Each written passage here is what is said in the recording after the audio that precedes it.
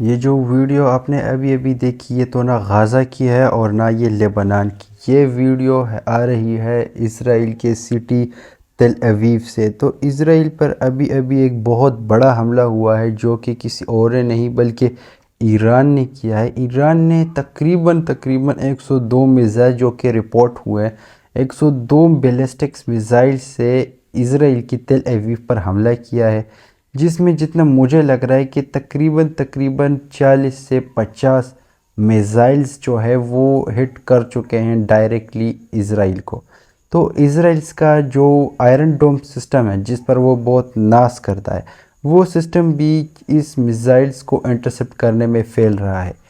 یہ اٹیک اب تک کا سب سے بڑا اٹیک ہوا ہے اسرائیل پر، کیونکہ اب تک اتنے زیادہ میزائلز ایک ساتھ اسرائیل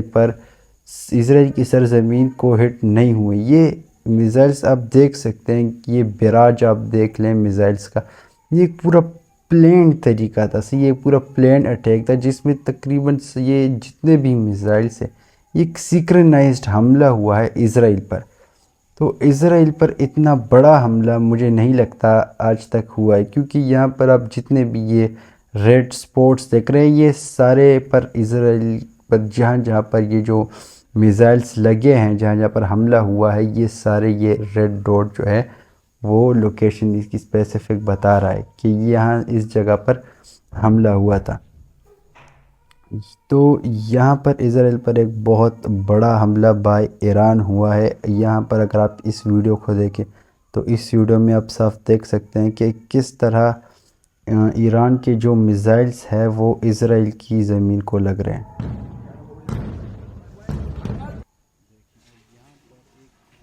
تو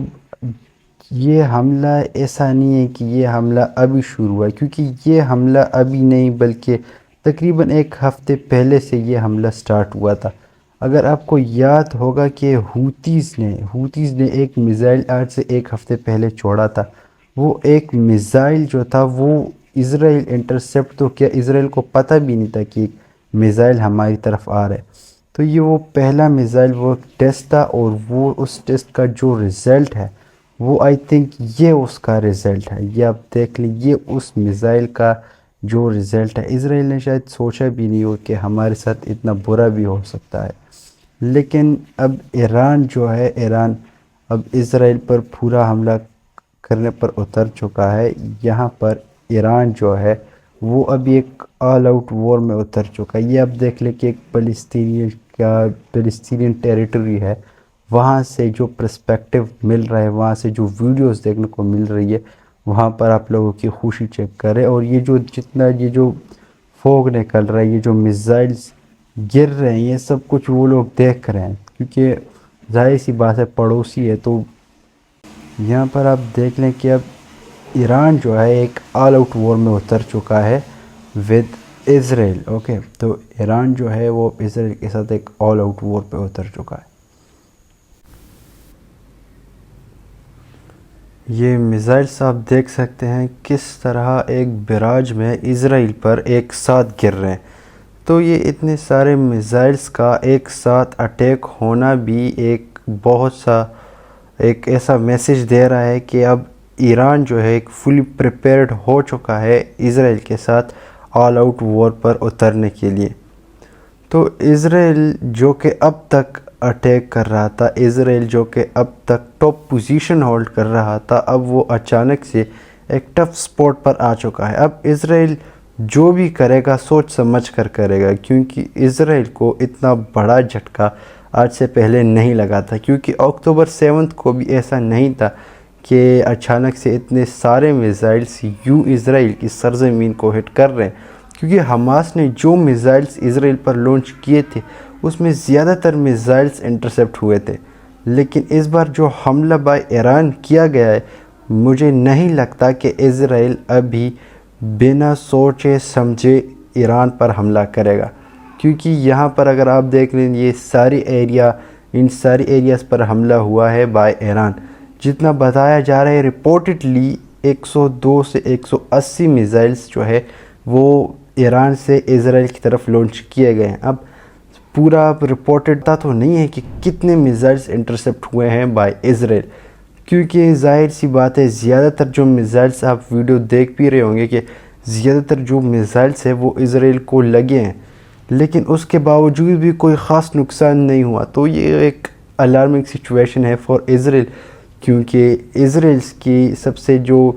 سیکرٹ سٹی ہے for Israel which is tell اویو وچ از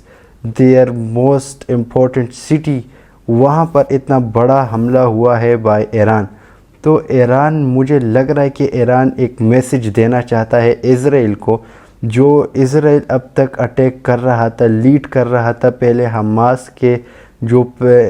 کا جو ہیڈ تھا، اس کے بعد پھر حزب اللہ کا ہیڈ تھا. ان دونوں کی اسیسینیشن کا جو جواب ہے نا، یہ جواب ابھی اسرائیل کو بائی ایران دیا گیا ہے.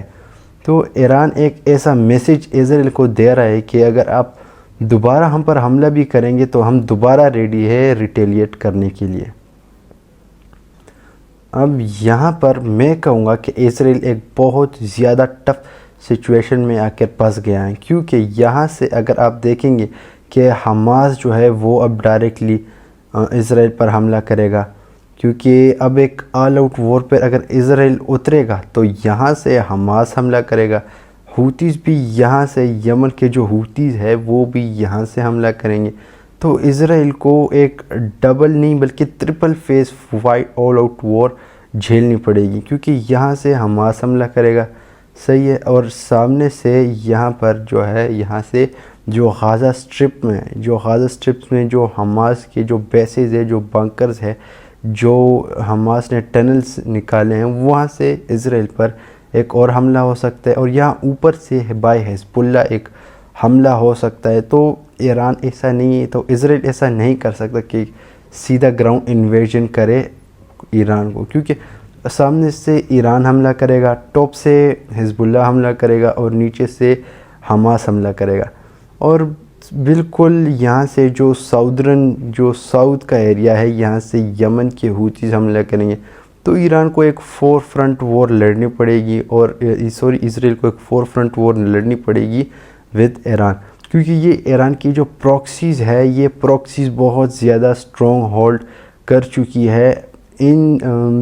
Their neighbourhood, in Israel neighbourhood میں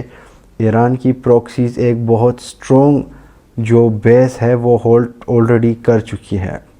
اور اسرائیل نے جو فرسٹ عرب وار لڑی تھی، مجھے لگتا ہے اسرائیل کو اس سے بھی زیادہ کیجولٹیز اس وار میں جھیلنی پڑے گی، کیونکہ اسرائیل کو اب ایک فل فلیج حملہ بائی ایران جھیلنا پڑے گا، اور اسرائیل کو بھی اپنے سٹیزن کی جو پروٹیکشن ہے اس کو ویلٹ کرنے کے لیے بھی ایران پر حملہ کرنا پڑے گا. اور اگر اسرائیل ایسا کرتا ہے تو اسرائیل خود ایک بہت بڑے خطرے میں پڑ سکتا ہے، کیونکہ اسرائیل کو صرف ایران کا خطرہ نہیں ہے، اسرائیل کو حزب اللہ، حماس اور ہوتیز کا بھی خطرہ ہے. اسرائیل کو اچھی طرح سے پتہ ہے کہ وہ ابھی ایک بہت بڑے خطرے میں، ایک الارمنگ سچویشن میں پھنس چکے ہیں، کیونکہ اسرائیل کو نہ صرف ایران بلکہ سیریا، جورڈن اور عراق کا جو ایریا ہے، وہاں سے بھی جو ایران کے پراکسیز ہے وہ بھی حملہ کر سکتے ہیں اسرائیل کو. تو ایران اب ایک بہت سٹرونگ ہولڈ کر چکا ایک سٹرونگ بیس ہولڈ کر چکا ہے ان اسرائیل. تو اسرائیل کو ابھی اس کا جواب دینے کے لیے کچھ ایسا ضرور کرنا پڑے گا جس سے وہ دنیا کو یہ میسج دے کہ ہم ابھی بھی ایک سٹرونگ پوزیشن ہولڈ کر رہے ہیں. کیونکہ یہاں پر ابھی جو ایران کے سپریم لیڈر ہے وہ ابھی انڈر گراؤنڈ ہو چکے ہیں.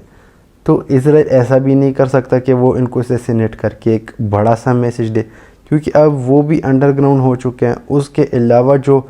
نیوکس ہے اسرائیل کے پاس، اسرائیل اس نیوکس کو استعمال بھی نہیں کر سکتا، کیونکہ اسرائیل یہ نیوک تب استعمال کر سکتا ہے جب ان کو بہت بڑا خطرہ، ایک اسرائیل کی جو زمین ہے اس پر ایک بہت بڑا خطرہ آ جائے، تبھی وہ اس نیوک کا استعمال کریں گے، کیونکہ وہ بنا سوچے سمجھے ایک نیوکس کا استعمال نہیں کر سکتے. ظاہر سی بات ہے پھر یورپ کنٹریز کے ساتھ ساتھ ویسٹرن کنٹریز بھی سینکشنز اسرائیل پر لگائیں گی، کیونکہ نیوکس کا استعمال ایک چھوٹا موٹا ہتھیار نہیں، یہ ایک نیوک ہے جو کہ اپنے ساتھ ساتھ نیبرنگ کنٹریز کو بھی لے سکتا ہے۔ تو اسرائیل اب ایک بہت ٹف سچویشن میں آ کر پھنس چکا ہے، تو اسرائیل کو اب سوچ سمجھ کر حملہ کرنا پڑے گا ایران پر۔ تو یہاں پر اگر اسرائیل نیوک کا استعمال کرے گا بھی تو اس کے جو نیبرنگ کنٹریز ہیں، نیبرنگ کنٹریز میں ایران کے پاکستان بھی آتا ہے، کیونکہ اب پاکستان کے پاس بھی اپنا ایک نیوک ہے، تو اسرائیل کو یہ خطرہ رہے گا کہ اگر ہم اس پر ابھی حملہ کریں گے تو پاکستان سے بھی ایک ریٹیلیشن مل سکتی ہے، کیونکہ اگر اس کے اثرات پاکستان گئے تو پاکستان کے پاس بھی